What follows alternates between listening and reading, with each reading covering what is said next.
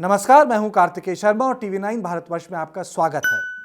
आज सियासत की बात में चर्चा की जाएगी कश्मीरी पंडितों की, क्योंकि राष्ट्रीय स्वयंसेवक संघ के सरकार्यवाह दत्तात्रेय होसबोले ने कहा कि भविष्य में कभी ऐसा मौका ना आए, ऐसी कोई स्थिति उत्पन्न ना हो कि कश्मीरी पंडितों का विस्थापन घाटी से दोबारा हो जाए और कश्मीरी पंडितों को दोबारा बसाया जाना चाहिए घाटी में।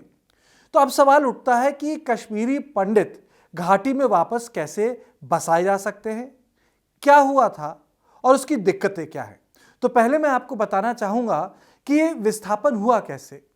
1980 के दशक में, आप कह सकते हैं 1987 के जो चुनाव हुए, वो लोगों ने वहां माना कि बूथ कैप्चरिंग हुई, वोट नकली पड़े और सत्ता में एनसी और कांग्रेस की सरकार थी। लोगों में बहुत रोष था। पाकिस्तान भी अपना इस्लामिक टेररिज्म पूरे चरम से फैलाने की कोशिश कर रहा था।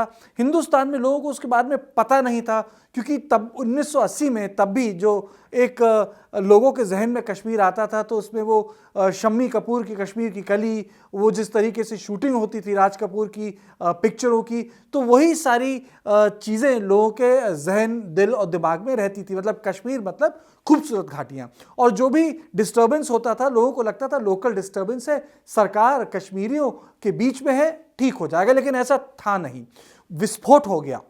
उसके बाद 1987 से 1989 के बीच में हमले हुए, हिजबुल मुजाहिदीन ने पोस्टर लगाने शुरू किए, कश्मीरी पंडितों को टारगेट करना शुरू किया। मैं आपको यह भी बताऊंगा, जो 1947 में जब विभाजन हुआ था तो लगभग ये माना जाता है कि 6% वहां की जनसंख्या कश्मीरी पंडितों की थी। और इस वक्त जो 2011 का सेंसस है, यह माना जाता है कि 60,000 से ज्यादा कश्मीरी पंडित विस्थापित हैं। हो सकता है उससे ज्यादा हो, दुगने हो सकते हैं, लेकिन घाटी में 2,700 से महज 3,400 ही कश्मीरी पंडित बचे हैं, वो भी 1 या 2 जिलों में। ये नहीं कि पूरी घाटी में फैले हैं, 1 या 2 जिलों में हैं, और बाकी सारे के सारे विस्थापित हैं। कुछ दिल्ली में हैं, कुछ जम्मू में हैं, कुछ क्या कहते हैं कश्मीर के गेटवाइज्ड कॉलोनी, यानी ऐसी कॉलोनियों में बसे पड़े हैं जो एक तरीके से बंद हैं, बाहर की कश्मीर की बसावट से कटी हुई हैं, उनको सुरक्षा दी जा रही है। तो उसके बाद जब कश्मीरियों पे हमले हुए, निकल के उनको मारने की कोशिश की गई, उनको टारगेट किया गया, तो उसके बाद एक पैनिक हुआ घाटी में। यानी जब कश्मीरियों को टारगेट किया गया, पंडितों को, तो पैनिक हो गया घाटी में। और पैनिक के बाद जब वहां जगमोहन थे गवर्नर और वहां प्रेसिडेंट्स रूल लगा दिया गया था, तो वहां से कश्मीरी पंडितों को बाहर करने का फैसला किया गया। यानी तब हुआ शुरू पलायन, और उसके बाद हजारों कश्मीरी पंडित घाटी से बाहर चले गए। अब सवाल आता है वापस कैसे जाएं? जो घर थे वो लूट लिए गए, जो खाली पड़े थे वो खरीद लिए गए। अब वो वापस कौन देगा? वहां जाएंगे तो रहेंगे कैसे? क्योंकि एक कॉपी किताबों और कहानियों में बहुत अच्छा लगता है कि हम वैसे थे तो ऐसे थे, लेकिन अब लोगों को वहां जाने में डर लगता है, क्योंकि अभी भी कश्मीर में आतंकवाद है। अगर आप उनको बोलेंगे कि वो जाके रहें उन कॉलोनीज में, तो फिर इस बसावट का क्या मतलब है? आपने एक देश के अंदर दूसरा देश बना दिया, एक शहर के अंदर दूसरा शहर बसा दिया। यानी जो मिलके रह सकते थे कश्मीरी पंडित, वो मिलके नहीं रह सकते हैं। एक दूसरी दिक्कत है। तीसरी दिक्कत है नौकरियां। भाई कश्मीरी पंडितों के परिवार हैं, उनके बच्चे बाहर पढ़ते हैं। ऐसा नहीं है कि वो केवल दिल्ली में रहते हैं या जम्मू में रहते हैं, पूरी दुनिया में फैले हुए हैं। वो नौकरियां नहीं है कश्मीर में। जो कश्मीरी मुसलमान है खुद देश आता है उनके जवान लोग नौकरियां करने, तो कश्मीरी पंडितों के बच्चे नहीं रहेंगे, क्योंकि उनके पास वहां इकोनॉमिक अपॉर्चुनिटीज नहीं रहेंगी। उसके अलावा पुराने घर में वो जा नहीं सकते, पुराने बिजनेसेस उनके हो नहीं सकते।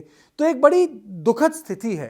तो इसमें जरूरी बात यह है कि जब तक जो कश्मीर का बहुसंख्यक समुदाय है, यानी कश्मीरी मुसलमान, जब तक वो सुरक्षा नहीं देगा कश्मीरी पंडितों को, तब तक उनको दोबारा वहां बसाया नहीं जा सकता। हम कुछ भी कह सकते हैं कि हम कॉलोनीज बना देंगे, ये बना देंगे, हम उनको सुरक्षा देंगे, लेकिन उससे लंबे, जिसे कहते हैं लॉन्ग रन में, कोई फर्क नहीं पड़ता। जब तक आप साथ नहीं रहते, तब तक आपकी, जिसे कहते हैं रिहैबिलिटेशन का प्रोसेस पूरा नहीं हो सकता। और जब तक ये विश्वास पैदा नहीं होता कश्मीरी पंडितों में, तब तक वो आएंगे नहीं। और यही कारण है कि इतने हजारों कश्मीरी पंडित बाहर हैं लेकिन वापस नहीं आते, क्योंकि उनको पता है कि ये वो कश्मीर नहीं है जो वो छोड़ के चले गए थे, क्योंकि जब वो छोड़ के गए थे तब वहाँ कश्मीर का जो बहुसंख्यक समुदाय था वो चुप था। ऐसा नहीं है कि उन पे अत्याचार नहीं हुए, वो आतंकवाद से नहीं जूझे, उनके बच्चे नहीं मरे, लेकिन जब पंडितों पे हमला हुआ तब वो खामोश थे। और उस खामोशी का खामियाजा ये था कि आतंकवादियों ने चुन चुन कर कश्मीरी पंडितों को मारा। यही आज का बड़ा सवाल था। कहना आसान है कि वापस बसाया जाएगा, लेकिन रहने कौन जाएगा। तो सियासत की बात में बस इतना ही। देश और दुनिया की बाकी खबरों के लिए आप देखते रहिए TV9 भारतवर्ष।